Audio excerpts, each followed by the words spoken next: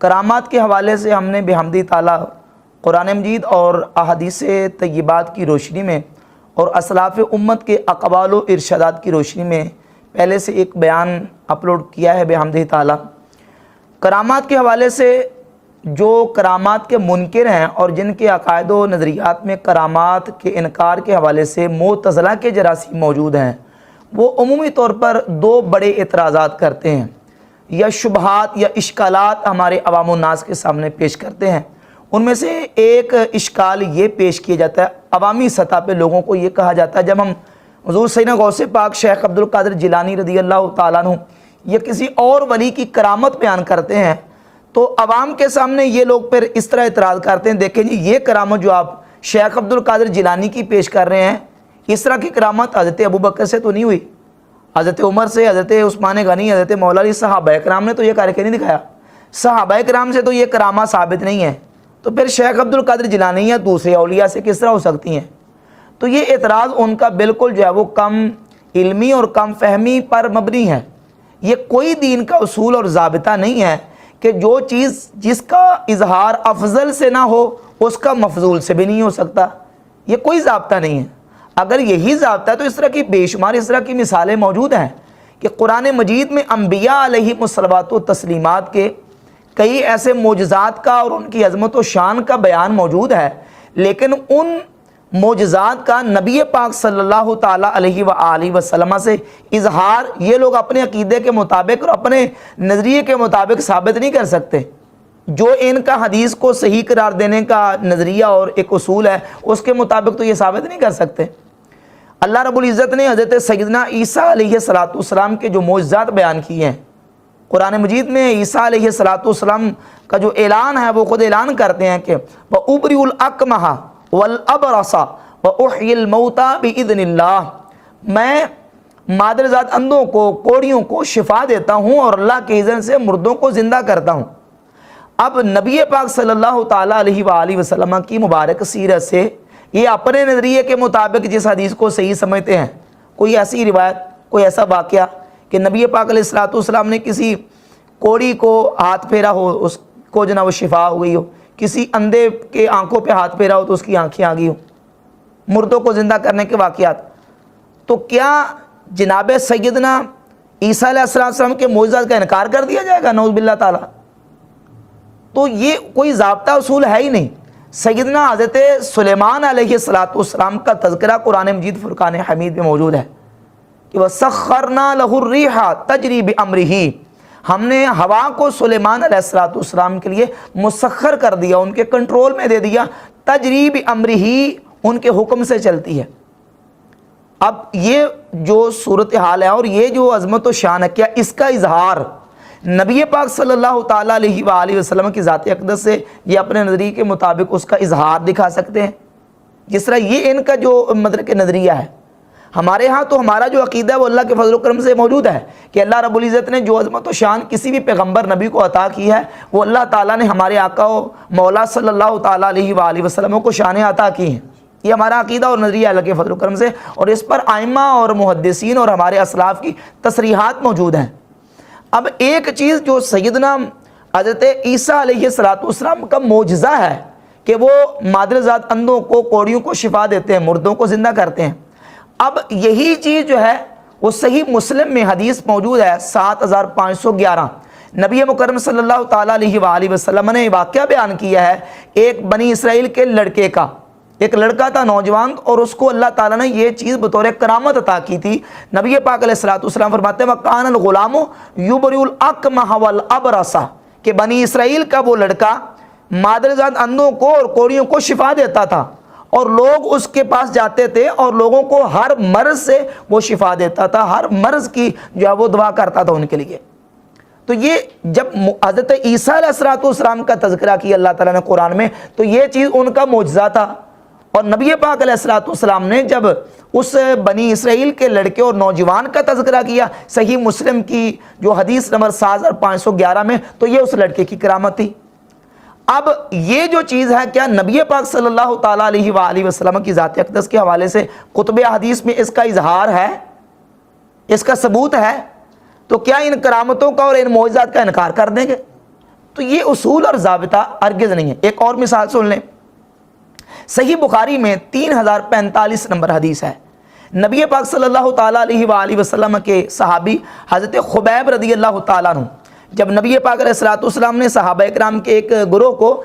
کفار اور مشرکین کی جاسوسی کے لیے بھیجا، تو کفار نے چند صحابہ اکرام علیہ مردوان کو پکڑ لیا، جن میں سے حضرت خبیب رضی اللہ تعالیٰ عنہ بھی موجود تھے۔ حضرت خبیب رضی اللہ تعالیٰ عنہ کو انہوں نے قید کر لیا، دیگر صحابہ کو قید کر لیا۔ اب یہ جو صحابیت خبیب رضی اللہ تعالیٰ عنہ ہیں، ان کے بارے میں بنت حارث جو اس وقت ان کے سامنے موجود تھی، وہ کہتی ہیں جب میں ان کے پاس گئی حضرت خبیب رضی اللہ تعالیٰ عنہ کے پاس، تو وہ بیڑیوں میں جکڑے ہوئے تھے۔ میں نے دیکھا، کیا دیکھتی ہوں، واللہ لقد وجدتہ یوما یأکل من قطف عنب فی یدہ، میں نے دیکھا کہ حضرت خبیب رضی اللہ تعالیٰ انہ لموثق فی الحدید، وہ لوہے کی بیڑیوں میں جکڑے ہوئے تھے اور ان کے ہاتھوں میں انگور کا گچھا تھا جس کو وہ کھا رہے تھے۔ کون؟ حضرت خبیب، نبی کریم علیہ الصلوۃ والسلام کے صحابی۔ اب یہ ابو بکر، عمر، عثمان و علی رضی اللہ تعالی عنہم سے مفضول ہیں۔ ہمارا اہل سنت کا بلکہ اجماعی عقیدہ ہے کہ حضرت خبیب رضی اللہ تعالیٰ عنہ جو ہے وہ خلفائے راشدین کے مرتبے پر نہیں ہے، لیکن یہ چیز جو ہے، یہ چیز خلفائے راشدین سے اس کا اظہار ثابت نہیں ہے۔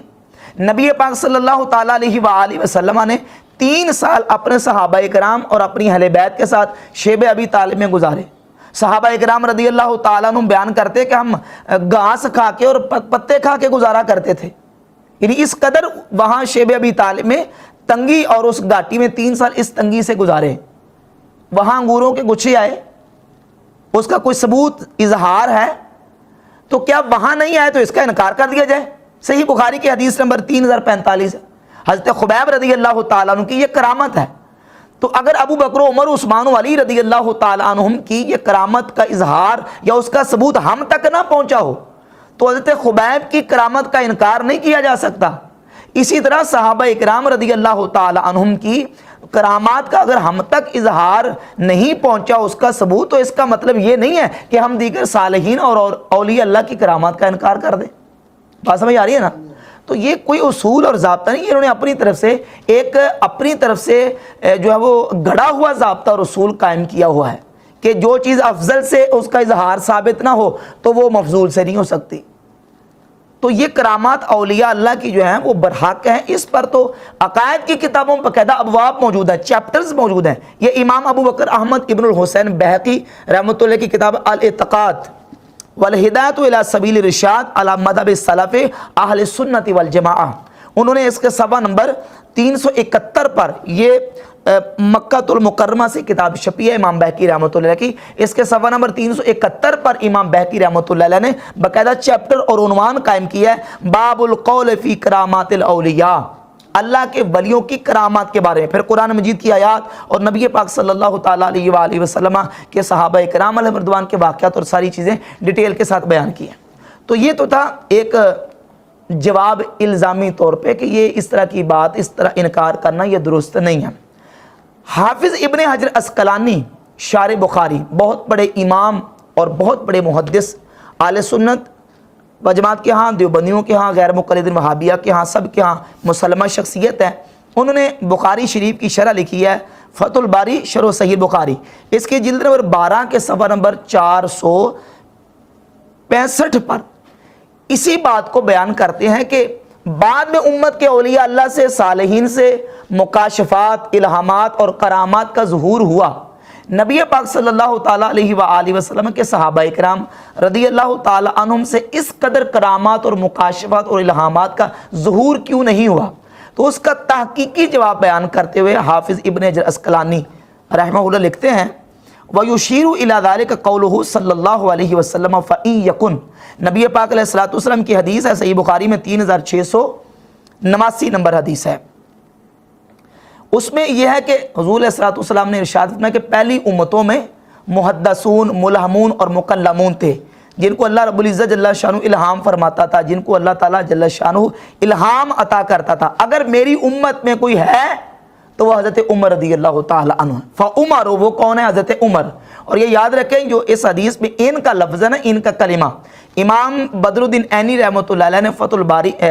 عمدۃ القاری شرح صحیح بخاری، اس میں لکھا کہ ان لیست للشک بل للتاکید، فرماتے ہیں شک کے لیے نہیں ہے بلکہ یہ ان تاکید کے لیے ہے، علی سبیل توقع یہ استعمال ہوا ہے، یعنی مطلب یہ ہے کہ نبی پاک علیہ الصلوۃ والسلام نے توقع کا اظہار کیا ہے کہ میری امت میں ایسے محدثون اور ملہمون اور مکلمون ہوں گے، تو فرمایا کہ میری امت میں اگر کوئی ہے تو وہ عمر ہے، یعنی ان میں سے بہت بڑے حضرت عمر رضی اللہ تعالی عنہ ہیں جن کو اللہ رب العزت الہام فرمائے گا۔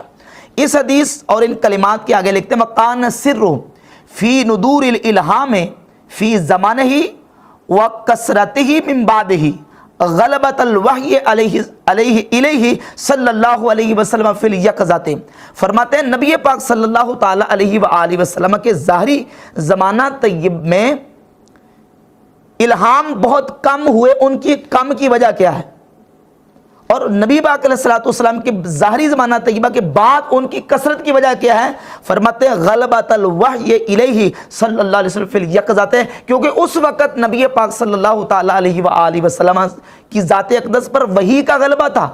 اس وقت وہ وحی نزول وحی کا دور تھا، اس وقت وحی کثرت سے آتی تھی اور وہ وحی کا دور تھا۔ اب وحی کے مقابلے میں جو الہام یا کشف ہے یہ تو ایک ظنی حیثیت رکھتے ہیں اور وحی جو ہے وہ قطعی حیثیت رکھتی ہے، تو اب وہ چونکہ وحی کا دور تھا تو اس وقت وحی کے دور میں الہام اور مکاشفات بہت کم ہوئے۔ وَإِرَادَةَ إِظْهَارِ الْمُعْجِزَاتِ مِنْهُ، اور فرماتے ہیں اللہ کا ارادہ یہ تھا کہ اللہ تعالیٰ نبی پاک علیہ الصلوۃ والسلام کے معجزات کو زیادہ سے زیادہ ظاہر کرے۔ فَقَانَ الْمُنَاسِبُ أَلَّا يَقَعَ لِغَيْرِهِ مِنْهُ فِي زَمَانِهِ شَيْءٌ، تو مناسب یہ تھا کہ نبی پاک علیہ الصلوۃ والسلام کے مبارک دور میں کشف اور الہام کم ہو، کرامات کم ہو اور وحی کا اظہار ہو اور معجزات کا اظہار ہو۔ فَلَمَّا انْقَطَعَ الْوَحْيُ بِمَوْتِهِ وَقَالَ الْإِلْهَامُ لِمَنِ اخْتَصَّهُ اللَّهُ بِهِ لِلْأَمْنِ مِنَ اللُّبْسِ فِي ذَلِكَ، فرماتا ہے جب نبی پاک علیہ الصلوۃ والسلام کا وصال اقدس ہو گیا تو حضور کے وصال اقدس سے جب وحی نبوت منقطع ہو گئی، وقع الالہام، تو پھر الہام واقعہ ہوا، کس سے ہوا؟ لمن اختصہ اللہ بہ، جس کو اللہ نے الہام کے ساتھ خاص کر لیا، جن پر اللہ رب العزت نے الہام اور کشف جو ہے وہ اس کو ظاہر کرنا تھا، وہ نبی پاک علیہ الصلوۃ والسلام کے وصال اقدس پر جب وحی نبوت کا سلسلہ منقطع ہو گیا تو پھر اللہ تعالیٰ نے امت کے اولیاء اللہ صالحین اور صلحاء پر الہام اور کشف جو ہے اس کا کو کثرت سے اللہ تعالیٰ نے امت کے لیے کھول دیا۔ للامن من اللبس فی ذالک، کیونکہ اب امن کا دور ہے، اس اعتبار سے کہ اب وحی اور الہام میں التباس نہیں ہو سکتا،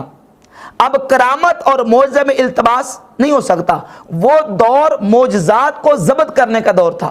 وہ دور وحی کو ضبط کرنے کا دور تھا۔ یہی وجہ ہے کہ نبی پاک صلی اللہ تعالی علیہ وآلہ وسلم نے صحابہ کرام رضی اللہ تعالی عنہم کو حدیث لکھنے سے منع کر دیا۔ یہ صحیح مسلم ہے، صحیح مسلم میں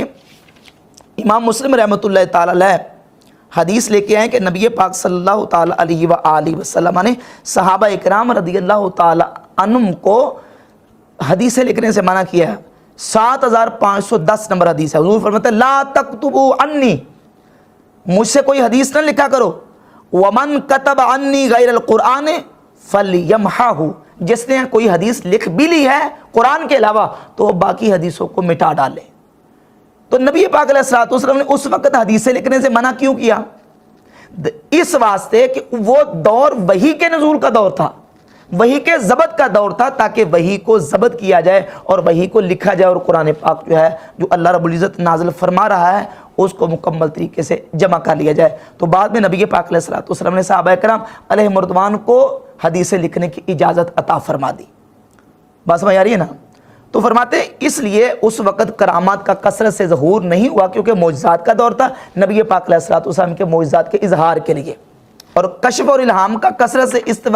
طرح نہ ہوا کیونکہ وہ وقت جو ہے وہ جاگتے ہوئے نبی پاک علیہ الصلوۃ والسلام نبی پاک علیہ الصلوۃ والسلام پر وحی کے نزول کا وقت تھا۔ اور آگے اگلا جملہ لکھتے ہیں فی انکار وقوع ذالک مع کثرتہ واشتہارہ، فرماتے ہیں الہام اور کشف کے اتنا کثرت کے ساتھ مشہور ہونے اور اس کے واقع ہونے کے انکار کرنا مکابرۃ ممن انکرہ، جس نے بھی انکار کیا وہ مکابرہ اور اپنے تعصب اور اپنی ایسی سینہ زوری اور تحکم کی وجہ سے انکار کیا ہے، وہ حقیقت کو قبول کرنے والا شخص نہیں ہے، وہ مکابر ہے، وہ مکابرہ کر رہا ہے جو الہام اور کشف کا صوفیہ سے اور صالحین سے انکار کرتا ہے۔ تو یہ تحقیقی جواب تھا۔